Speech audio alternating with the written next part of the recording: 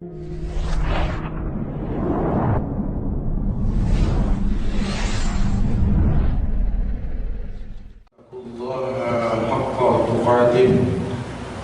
تموتن إلا وأنتم مسلمون يا أيها الناس اتقوا ربكم الذي خلقكم من نفس واحدة وخلق منها زوجها وبث منهما رجالا كثيرا ونساء واتقوا الله الذي تساءلون به والأرحام إن الله كان عليكم رقيبا يا أيها الذين آمنوا اتقوا الله وقولوا قولا سديدا يصلح لكم أعمالكم ويغفر لكم ذنوبكم ومن يطع الله ورسوله فقد فاز فوزا عظيما أما بعد فإن أصدق الحديث كتاب الله وخير الهدى هدى محمد صلى الله عليه وسلم وشر الأمور محدثاتها وكل محدثات بدعة وكل بدعة ضلالة وكل ضلالة في النار.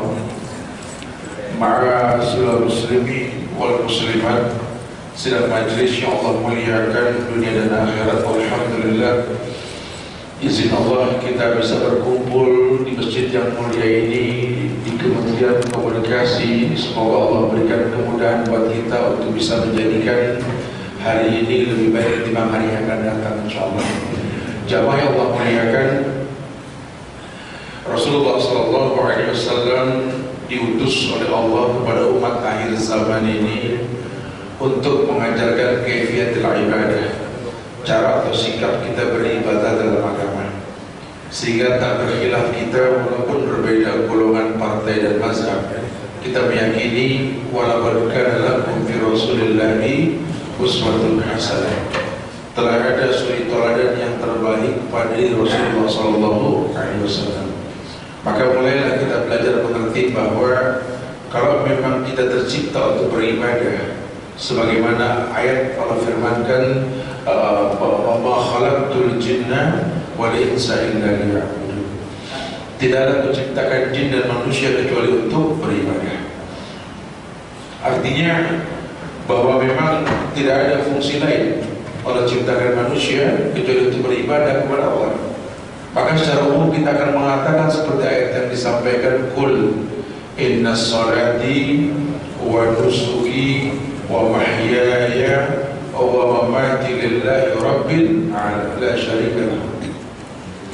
Katakan ya Muhammad, katakan, ajarkan umatmu untuk mengatakan inna sholati, sesungguhnya salatku, wa nusuki, sembelihanku besok Idul Adha, wa mahyaya, kehidupanku, wa mamati, dan kematianku lillah, hanya untuk Allah. Maka orang Islam yang berilmu tahu bahwa hidup ini singkat. Ya kadang-kadang orang suka pikir hidup ini panjang lah, karena terdoktrin sejak kecil untuk bernyanyi panjang umurnya gitu. Jadi umur kayak panjang. Padahal kalau boleh jujur, Nabi mengatakan umru ummati baina sittin wa sab'in. Umur umatku ini antara 60 70. Ini masa cuma nyampein doang, Rasul yang bilang umur umatku ini antara 60 70.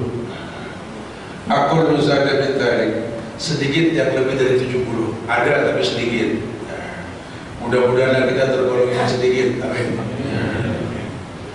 Karena orang nggak ada yang berani minta umur pendek, betul. Suka minta umur panjang.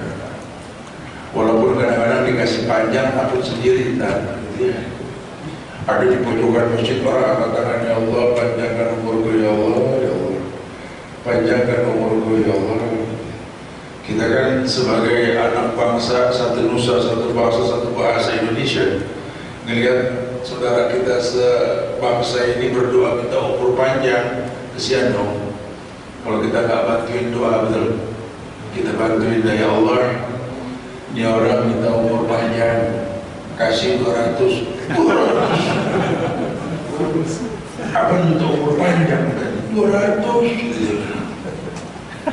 Tetangga saya aja tak 80 dan didorong tak. Ada yang 85 agak dituntun jalanan, 200 diseret urusan itu. Ini manusia nih minta umur panjang padahal takut dikasih panjang pada akhirnya ya. Padahal kita nggak bicara panjang pendek umur, yang penting kualitas.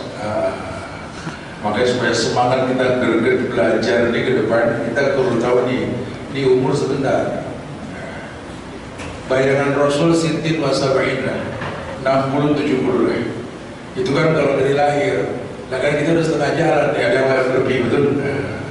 Kita nggak pernah tahu sampai darah kuning di mana, kita nggak paham betul.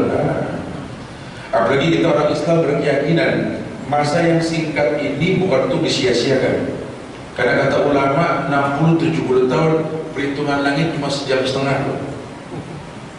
Dulu orang ke Arab Saudi naik haji pakai kapal laut 3 bulan. Tapi kalau pakai cara langit cuma 9 jam, nggak pakai transit, betul? Ya langit ke-7 lebih dekat lagi. Ini umur sebentar.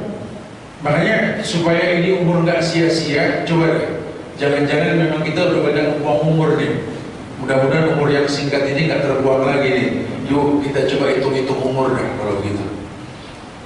Kalau Nabi bilang Sintin Wasaba'in 60-70, aku jalan tangannya ikut contoh umur Rasul ya. Ini si Subhan. Kalau Allah kasih umur saya, apa umur Rasul? Berapa umur Rasul? 63. Ya beda-beda lah hilang, tapi yang sudah 63. Kalau saya dikasih umur Pak umur Rasul 63 tahun, subhanallah. Berarti kan jatah hidup cuma 63 tahun. Yuk kita hitung. Biar gampang hitungnya kita pakai hitungan genapnya 60 deh. Kalau Allah kasih saya 60 ini maaf nih udah dirempet, mudah-mudahan panjang lah ya. Ini kalau Allah kasih saya 60 lah. Ini kan jujur ya, saya orang Islam berkeyakinan catatan pahala dan dosa saya ini dimulai ketika saya balik. Laki ngimpi, perempuan haid. Jadi kalau belum balik, belum tercatat tuh pahala sama dosa tuh. Ya orang balik kalau dulu mah 14-15 tahun kali baru balik ya. Kalau sekarang mah banyak yang lebih muda lagi udah balik. Udah cara orang dulu dah ya. Kurang lebih 15 tahun ya. Berarti kan sebelum 15 tahun itu belum tercatat tuh pahala sama dosa. Dan kalau umur 60 dikurang 15 tahun belum tercatat, tinggal berapa? Sebenarnya 45 tahun Pak. Jatah kita berbuat baik sebenarnya 45 tahun. Kebayang lu sebentar 45 tahun. Itu belum kata teman saya yang dokteran. Kalau bisa sih ente istirahat dan tidur 8 jam satu hari katanya. Karena kalau orang kurang 8 jam biasanya pusing, kurang darah, resikonya vertigo katanya. Vertigo kalau nggak diobatin naik, jadi vertigo, apa, verlimo. Mana ya? Ya udahlah, saya pikir daripada nambah tuh siver, saya tidur 8 jam satu hari lah. 8 jam satu hari saya pakai tidur Pak. 8 jam satu hari saya pakai tidur. Kalau umur saya 60 di hitungan matematik yang jauh itu boleh kritik lah kalau saya salah lah. 8 jam pakai tidur per satu hari 24 jam. 8 per 24 jam kali umur 60 tahun tinggal berapa? 20 tahun kita merem dulu. 8 jam kalau kita pakai merem 8 jam satu hari, itu 60 tahun berarti 20 tahun kita merem. Coba ya pegang kalkulator dah kalau mau percaya. Berarti urusan merem 8 jam satu hari itu umur 60, 20 tahun kita merem dulu. Itu umur yang 45 tadi kepotong balik, dipotong merem 20 tahun tinggal berapa? Tinggal 25 tahun sebenarnya jatah kita berbuat baik di atas dunia. 25 tahun 5 kali pemilu, betul? Nggak berubah di negeri, betul? 25 tahun loh. Itu bukan waktu yang lama loh. Itu pun belum terpotong urusan macet, betul?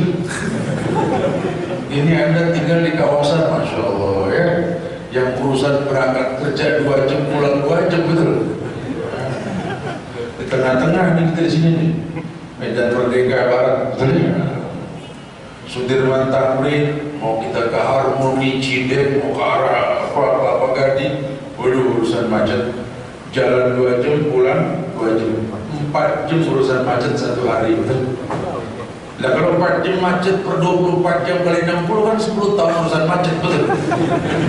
Itu nggak sholat tuh, nggak sholat, nggak ngaji, nggak ngamen, tuh 10 tahun urusan macet doang, betul? Berarti umur yang 25 dipotong macet 10 tahun tinggal berapa? 15. 3 kali pemilu. Lebih pesimis lagi gitu. Ini 15 tahun subhanallah. Jadi kalau umur 60 kalau nyampe gitu bro. 60 kan ada yang nggak nyampe 60. Ya mudah-mudahan nyampe dari 200 lah insyaallah gitu. Saya rata-rata dari 200 dia. 15 tahun jatah kita berbuat baik. Allahu Akbar. Ini juga nggak bersih. 15 tahun kita sholat enggak. Itu belum urusan kita jawab BBM, WhatsApp, lain, kondangan. Itu di bulan haji bentar lagi ya. Kondangan nggak beres-beres gitu. Masya Allah. Saya sering-sering hitung loh. Ini bersih paling di luar aktivitas paling 7 tahun saya bersih ibadah. Itu kalau diterima sama Allah 7 tahun, Masya Allah. Makanya saya kadang-kadang suka heran sama orang Pak. Kayaknya kayak panjang umur tiap hari adep-adepan liatin kayu, sekap, ster. Panjang umur kali itu. Apa kata Rasul? Lau ta'lamu ma'a'lamu la dahiktum qalilan la bagaitum kathiran. Ini bahasa Rasul. Lau ta'lamu ma'a'lamu la dahiktum qalilan la bagaitum kathiran. Kalau kalian tahu yang aku ketahui, kata Rasulullah, kalian sedikit tertawa, banyak menangis. Ini malaikat maut mendatangi badan anak Adam manusia 11 kali dalam 1 hari, kata Rasul. Dalam 1 hari 11 kali malaikat maut nengokin badan kita. Berarti kan hampir tiap 2 jam 1 kali, betul? Kalau 24 jam tadi. Ya Allah, kita ditengokin malaikat maut. Sempet-sempetnya cekakak cekikik, Masya Allah. Sekak star melanggar rambu lalu lintas dan lain sebagainya. Kebayang gak sih? Ini kalau kita diambil nyawa kita sedang apa? Innalillah. Makanya di surat Yusuf ayat 101 kita digiring suruh paham tuh. Ada doanya Nabi Yusuf. Anta walihi fid dunya wal akhirah. Tawaffani musliman wa alhiqni bis sholihin. Pernah dengar ya ayat? Nanti buka dah habis kajian ke pendek kita. Anta wali fid dunya wal akhirah tawaffani musliman wa alhiqni bis sholihin. Ada komitmen hubungan antara diri kita dengan Tuhan kita Allah. Di mana di situ diajarkan kita untuk mengatakan anta wali fid dunya wal akhirah. Kau adalah waliku, pelindungku di atas dunia ini untuk akhirat nanti ya Allah. Tawaffani musliman, wafatkan aku dalam keadaan Islam. Lah kok minta mati Ustaz? Kan enggak boleh. Allah yang bilang wala tamutunna illa wa antum muslimun. Jangan sampai kalian diwafatkan kecuali dalam keadaan Islam gitu. Makanya bukan cuma dikabarkan, diminta kalau sudah begitu. Allah bilang Allah khaliqu kulli syai' wa huwa ala kulli syai'in wakil. Allah yang mencipta, Allah yang mencukupi, jamin rezeki makhluk. Tetap kudu minta dong. Iya. Mau bisa. Allah jamin rezeki kita enggak minta, enggak bisa. Emang siapa kita? Tetap kudu minta sama Allah kan? Minta. Tawaffani musliman wa alhiqni bis sholihin. Wafatkan aku dalam keadaan Islam, perjumpakan aku dengan orang soleh. Kita minta sama Allah supaya kita nggak lepas nggak bablas dalam kehidupan, karena singkatnya waktu, singkatnya umur. Kita minta sama Allah bagaimana menjadi hamba Allah yang tercipta untuk beribadah. Kalau tidak rugi kita. Umur yang singkat berjumpa dengan Allah, nggak ada yang kita bawa.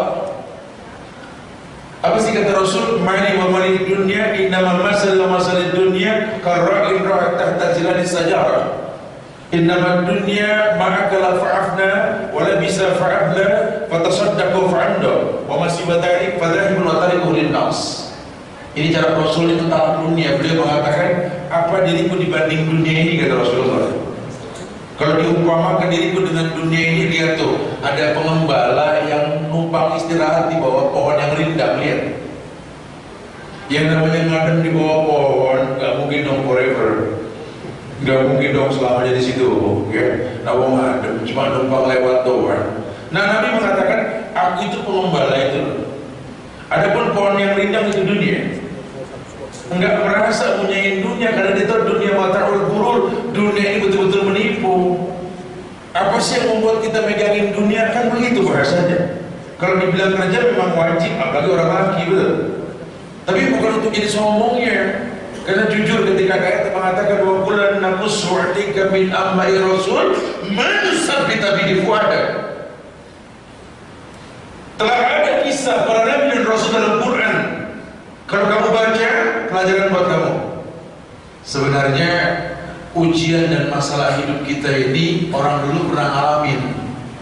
Cuma kita jarang baca, jarang tahu sejarah. Jadi tiap orang kalau ngomong masalah paling gede, betul? Coba deh kita dengar kalau orang lagi curhat teman-teman ada gede-gedean masalah. Makanya kalau mau curhat sama yang berilmu dikasih solusi. Kalau curhat sama yang mirip mah ya nggak beres-beres. Kenapa buat amat bukan? Aduh ujian. Kenapa ujian apa? Anak di rumah ya Allah pada bangun-bangun sama begitu.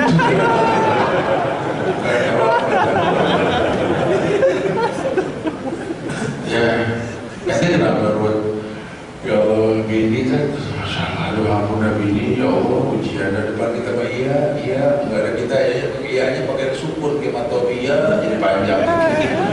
Aduh bini cuma mirip bini kita juga begitu nggak ada selesainya. Padahal kalau kita mau cari cerita para nabi dan rasul selesai urusannya, sehingga nggak ada yang sombong di atas muka bumi ini. Hei orang yang keker yang merasa paling kuat, yang kalau ngomong tinggal bermulut, betul. Mulia kanan ini berpuluh di dalam. Yang kiri 55, masya Allah. Ceritanya kita kudiwil di mulut, masya Allah. Agak susah jalan, nunjuk gedung mana? No, sono, mana? No, sono, no, susah. Ada sayap satu. Waduh, tergerak pokoknya. Ini kayak orang paling keker sedunia ya. Hei, Allah pernah ciptakan orang paling hebat dan keker sedunia loh. Jadi kita jangan merasa paling keker gitu, paling kuat jangan. Dulu Allah pernah ciptakan orang paling keker, paling hebat di muka bumi ini siapa? Firaun. Ini manusia ini masya Allah nggak terkalahkan loh. Sampai Allah utus Nabi Rasulnya itu yang nggak pinter ngomong, pinter ngebuk, pinter mukul siapa? Musa. Musa kayak cadel. Musa nggak bisa ngomong betul kan doanya wahlul 'uqdatan min lisani yafqahu qawli. Jubirnya Harun. Musa nggak bisa ngomong benar. Tapi kalau mukul paling jago orang Kipti kalau dipukul sama Musa mati. Allah utus tim Musa ini untuk datang ke Fir'aun, untuk mendakwakan Fir'aun. Dahsyat. Faqula lahu qawlan layyinan. Padahal Musa nggak bisa ngomong, Allah suruh omongin itu Fir'aun dengan bahasa yang lembut. Makanya kita kalau mau niru di dalil, kita ke pemerintah juga jangan anarkis.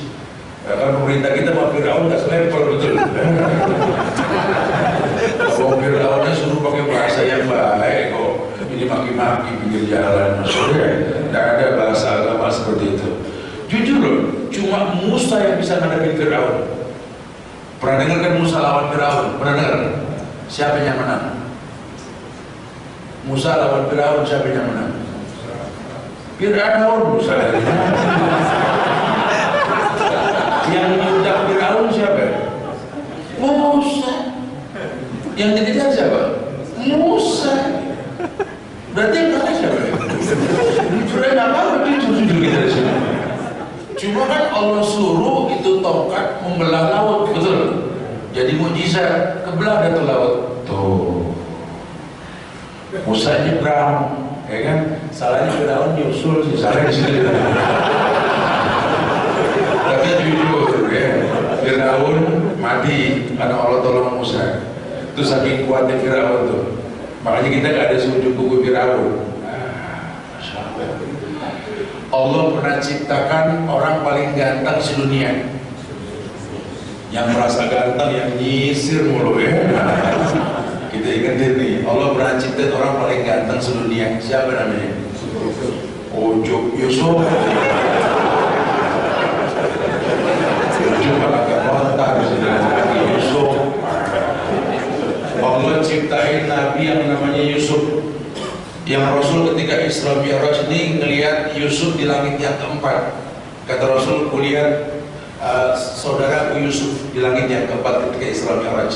Dan aku melihat di wajah saudaraku Yusuf sepertiga kecantikan dunia. Sebut satu yang paling indah di dunia, muka Yusuf paling cantik, Masya Allah, indah dipandang. Yusuf mah gak kayak kita, gak repot nyisir. Belah kanan, belah kiri, tarik belakang, betul depan, masih gak ada yang nengok. Yusuf lewat, orang kebeler semua, Masya Allah. Tapi kan Yusuf mati, betul? Masya Allah. Kita yang merasa kaya, gaji paling besar, pimpinan di sebuah perusahaan, hingga diakui sebagai orang kaya. Hei, Allah pernah ciptakan orang paling kaya di muka bumi, negatif maupun positif. Yang negatif siapa? Qarun. Oh, Qarun ini kaya, Masya Allah. Hidup sebelum Masehi, zaman Musa dia. Meninggal di Mesir. Ketika dia meninggal, hartanya sampai ke pedalaman Sukabumi. Harta Qarun kaya. Kaya emang Qarun kaya. Orang dibilang kunci gudang hartanya saja. Itu ya, 80 laki-laki dewasa nggak bisa ngangkat tuh kuncinya doang tuh, belum hartanya tuh. Subhanallah. Tapi kan Qarun mati, teruruk hartanya. Yang versi positif siapa yang paling kaya? Sulaiman. Oh, Sulaiman ini Masya Allah, Nabi yang betul-betul kaya raya ini. Ayahnya Daud raja, anaknya Sulaiman ini keluarga kaya. Bahkan saking kayanya Sulaiman, dia bisa menciptakan, membangun istana yang lebih indahnya istana Balqis. Lebih cepat dari kedipan mata. Orang kaya bangun cepat dong. Ya. Nggak ada tagihan material. Itu bangun belum ditegur material. Intinya aja utang. Kalau kita kan begitu ya. Ini Sulaiman ini lebih cepat dari kedipan mata. Oh, itu istana Sulaiman itu Masya Allah. Itu katanya dalam hikayat dikatakan saking kayanya Sulaiman, kalau pintu istananya dibuka, itu ada taman Firdaus. Yang batu kerikil yang diinjak di dalam istana tersebut, permata, mirah delima, yakut, bacan, red Borneo, oke, apa lagi? Yang kita pakai satu, sombongnya satu kantor. Apa Sulaiman diinjak-injak? Kita pakai satu nunjuk mulu dan saya bilang gitu ya. Lu Sulaiman kaya lu. Sulaiman wafat kalau bukan karena rakyat yang makan tongkat Sulaiman, nggak ada yang tahu Sulaiman mati. Orang kaya juga mati. Karena kan orang-orang sudah salah paham dalam bicara. Teman saya disiaga susah hidupnya, sakit, ada yang mati, miskinnya, maka saya mau miskin tak mati. Terus udah kaya nggak mati. Enak aja. Orang yang mati pasti kullu nafsin dha'iqatul maut. Setiap yang hidup pasti mati. Masya Allah. Ini pernah ada Allah ciptakan, lihat kan? Yang pasti hidup ini akan mendatangi dan didatangi oleh kematian. Makanya buat orang yang berilmu tahu wa'bud rabbaka hatta ya'tikal yakin, sembah Tuhanmu sampai datang al-yakin, al-maut, kematian. Yang pasti itu mati. Nah sekarang kalau besok kalau matikan kita, apa yang kita siapkan hadap Allah? Kalau badan sudah terbujur kaku ketika nafas sampai di kerongkongan, saat itu udah gak ada manfaat semuanya. Anak cuma bisa menangis sambil mentalkin kan, ayah la ilaha illallah, mama la ilaha illallah, la ilaha illallah. Ketika dicabut ruh, kata Rasul, inna ruh idza qubida tabi'ahul basar. Ruh ketika dicabut mata yang ikut. Selesai. Dimandiin kan kita, dikafanin kita, disolatin kita, betul. Di atas taruh letak di kurung batang, dia akan bismillah wa ala millati rasulillah, dibawa di mayat dari rumah kita, lewat pintu depan, lewatin pagar, Selamat tinggal rumah yang baru direnovasi. Selamat tinggal pagar besi tempa yang baru kita pesan dan baru dipasang masih di dempul ya. Selamat tinggal mobil yang masih ada urusan sama Adira. Motor yang baru DP doang, Masya Allah. Coba lihat. Selamat tinggal semuanya. Dibawa kita masuk ke dalam pemakaman, diletakkan di pinggir lubang, dibuka untuk keranda, maitun masuk ke lubang. Mulai diuruk ketika tanah belum rata dengan lubang. Nabi pernah berdiri di pinggir lubang mengatakan, Istaghfiru li abikum was'alullah lahu at-tasbih fa innahu la yus'al.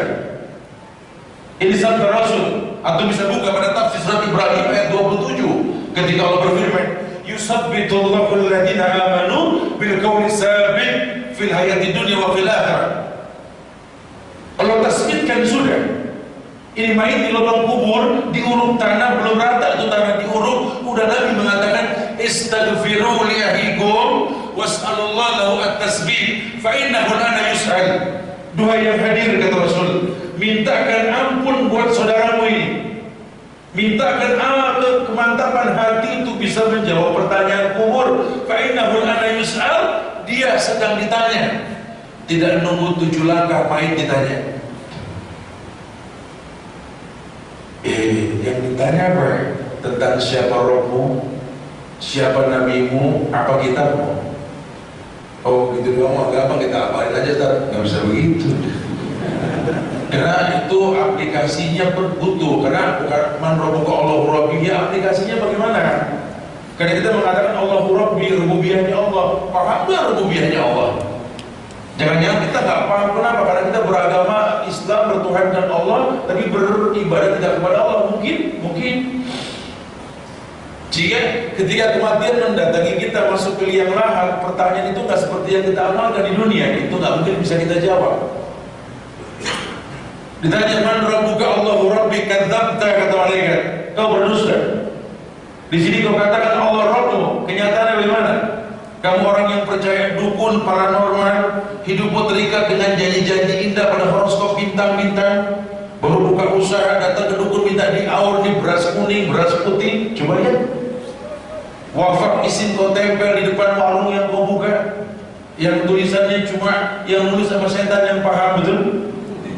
Itu bahan hijau diletakkan di depan warung, dibuka tuh bahan dalamnya KH Ainson 222 atau pada di pedang gitu.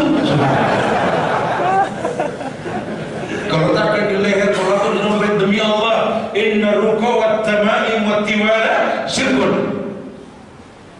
Itu semua syirik. Wa ma lizzalimin min ansar. Tidak ada perlawanan untuk orang yang berbuat syirik, tidak ada. Padahal kalau janji manusia pasti berbuat salah, tidak ada orang yang tidak berbuat salah. Bohong, tidak ada orang yang tidak berbuat salah. Alhamdulillah saya sudah sebulan gak berdosa. Masya Allah. Kalau orang berapa ya? Teman-teman orang gak berdosa gitu. Bohong, orang masih berdosa. Ini nasihat Ibnu Qayyim, nasilud dzunub ila dzunub wa tartaji darajal jinan ala na'imil khalid wa laqad alimna anal abawaini akhraja min malakutihil a'la bidamin wahid. Ada nasihat ulama Ibnu Qayyim dalam kitab Ad-Dawa. Kita ini orang yang suka nyambung dosa, kata beliau. Iyalah, baru tobat besok pengen lagi. Ya, sementara tobat yang betul kan buat bagi ala hati-hati, tangisi dosamu di masa lalu. Ini kita masih mesem sama dosa kemarin. Mesem, kenapa sahabat? Ikut kemarin, ya Allah ditawa. Yang betul kan menangis. Nasirul dzunub ila dzunub, kita orang yang suka menyambung dosa. Wa nartaji darajal jinan lana na'imil khalid. Tapi kita selalu mengangkat tangan ke langit di sela dosa yang kita perbuat, minta derajat penghuni surga. Emang iya? Orang bikin dosa nggak berani minta neraka. Bu, Masya Allah, tetap aja itu kenyataannya. Oh, Masya Allah, iya. Kata Ibnu Qayyim, walaupun alimna anal abawaini akhraja min malakutil a'la bidamin wahid. Nasihat buat kita semua, ketahuilah. Dulu orang tua kita Adam dan Hawa. Kita tahu lah dia pernah di surga kan. Bicara surganya surga kita nanti atau bukan, wallahu a'lam. Tapi yang pasti Adam pernah di surga. Akhraja min malakutil a'la bidamin wahid. Adam yang pernah di sorga dikeluarkan dari sorga karena sebuah dosa. Adam pernah di sorga dikeluarkan dari sorga karena sebuah dosa. Nah sekarang kalau satu dosa mengeluarkan Adam dari sorga, ini yang pernah di sorga. Kalau kita kan masih ngimpi, ngayal. Sorga masih gaib. Mala ainun ro'at, wala udhunun sami'at, wala khatar ala kulli qalbin bashar. Level kita itu mata belum melihat, telinga belum mendengar, hati belum bisa menghayalkan. Level kita begitu. Tapi Adam pernah. Adam keluar dari sorga karena sebuah dosa. Satu dosa mengeluarkan Adam dari sorga. Lah kita kolektor dosa, ngimpi masuk sorga. Coba sekap setel lagi. Lewat. Apa yang gak sempat ibadah, antum gak sholat, udah gak sempat deh. Sholat. Bukan begitu soalnya. Kalau ikut imam, ini teman ada yang datang, sholat. Beri anak ke masjid, teman datang ke bisnis buku, masya Allah. Ini orang apa gak sempat ibadah, kelewatan. Udah dijelaskan orang kaya pun mati, kita kan masih ngayal-ngayal, betul? Coba mulai paham, fitrah itu tercipta untuk apa gitu loh. Makanya dunia yang terlaknat ini jangan membuat kita terlena. Bukan berarti kita talak dunia, kita tinggalkan dunia, tidak, tetap taklukkan dunia untuk akhirat kan gitu. Ya prinsip sih tetap lah ya, bahwa memang makan untuk hidup, bukan hidup untuk makan kan gitu. Walaupun memang banyak di antara kita ini kadang-kadang orang kedar sendiri. Dulu zaman belum sukses, berangkat pagi pulang sore, orang nanya tiap pagi sibuk amat pada mau kemana? Udah bukan bilang cari kerja, cari makan, betul? Cari makan dong, kerja. Udah sukses jadi orang hebat, pada nggak demen makan, banyak. Silakan pun makan, lagi diet. Sampai pada ada yang nggak mau makan nasi, ya orang sekarang. Enggak ada nasi gak bagus, kadar gulanya tinggi, ya Allah. Jenderal Sudirman dia makan nasi loh, jadi pahlawan gitu. Orang sekarang takut makan nasi, ya jangan haramkan yang Allah halalkan, jangan robah hukum. Zakat fitrah kau keluarkan beras yang kau makan, yang kau keluarkan betul 11 bulan ke depan delivery order sama junk food, kapan sehatnya? Zakat fitrah itu yang menyehatkan makanan pokokmu gitu loh. Ini aneh, ini kita aneh sekali. Jadi kayak ibu punya perhiasan 83 gram emas keluar zakat, tapi nggak pernah dipakai, aneh. Buat apa ada zakat di sini? Mentasbih diri kita. Ini kan cara aturan main Allah. Allah pengen yang terbaik buat manusia, supaya manusia nggak lupa wa ma khalaqtul jinna wal insa illa liya'budun. Kau tercipta untuk beribadah. Ini modalmu masuk surga. Awal ma yuhassabu min ummati as-shalat. Yang pertama dihisabkan sholat. Sampai detik ini mas saya sholat, alhamdulillah sah. Cuma kalau ditanya bingung sendiri. Udah sholat? Udah. Betul. Ya sendiri tadi. Ke siapa anda sholat? Ya Allah. Siapa Allah? Ya Allah siapa? Kenapa Allah alif lam lam ha? Muhammad Allah tuh alif lam lam ha. Kenapa? Apa kita bilang Allah begitu di obat nyamuk? Bukan. Itu huruf Arab zaman Ibrahim ke atas nggak ada alif lam lam ha. Ini Ibrahim ke bawah, Okton, Aribah, Mustalibah sampai Arab sekarang tuh alif lam lam ha. Makanya di Indonesia bukan alif lam lam ha, tapi ALL, AH bawah, AL betul. Orang-orang kenal Allah, ada Allah, gitu ya. Terus kenapa Allah yang dimaksud di sini? Ilah wawala, ilah yang diibadai dengan benar, wawala tak ada kata cukup dalam beribadah kepadanya. Sehingga kalau kau mengatakan Tuhanmu Allah, ibadahmu tidak pernah merasa cukup dalam melakukannya. Cuma kan tidak paham. Allah punya nama gak? Punya. Apal gak? Enggak. Subhanallah. Ini gak bisa dibiarkan sementara lubang kubur makin dekat loh. Kesempatan berbuat baik semakin sedikit, kita gak pengen terjebak dalam kesalahan yang berkepanjangan. Makanya kita berharap di waktu yang singkat, setelah istirahat kita ini, yuk buka hati kita untuk lebih mendekatkan diri kita sama Allah. Kerjaan bakal ada pensiunnya, bisnis ada selesainya, tapi urusan kita sama Allah subhanallah. Ini yang kata Abu Bakar, seandainya aku cuma daun hijau yang dimakan ulat, kemudian jadi kotoran, selesai urusan. Duh, seandainya aku cuma batang pohon yang ditebang dan dibakar, selesai urusan. Ini yang dipermasalahan apa? Summa la tus'alunna yawma idzin. Allah bakal tanya tentang semua nikmat yang Allah berikan sama kita. Apalagi kita orang laki, bertahunlah bahasa nanti panjang urusan sampai mana? Sampai nafkah yang kita berikan. Sudahkah kita memberikan yang halal? Ini perusahaan halal, cuma cara kerjanya haram, hilang berkah. Apa kata Nabi? Kullu lahmin nabata min suhtin an-naru hakubi. Wahai laki-laki, cari yang halal. Karena yang haram yang kau dapatkan itu menumbuhkan daging pada tubuhmu dan anak-anakmu dari sesuatu yang haram, neraka lebih berhak. Jangan heran kalau rezeki haram bikin anak keras kepala, bangor, kurang ajar. Iya, dia belum jadi penghuni neraka, cuma karakter penghuni neraka dia miliki. Kenapa? Rezeki yang haram yang kita berikan. Wa yadubillah wa na'udzubillah. Mudah-mudahan kita punya rasa takutlah sama Allah. Inna alaikum lahafizin kiraman katibin ya'lamuna ma taf'alun. Ada malaikat di kiri kanan kita nih. Banyak-banyak istighfar, mulailah berbuat sesuatu yang baik. Semoga Allah muliakan kita insyaallah.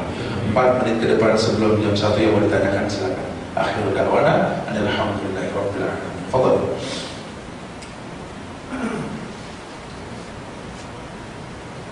Fadhal, mungkin ada yang mau ditanyakan silakan.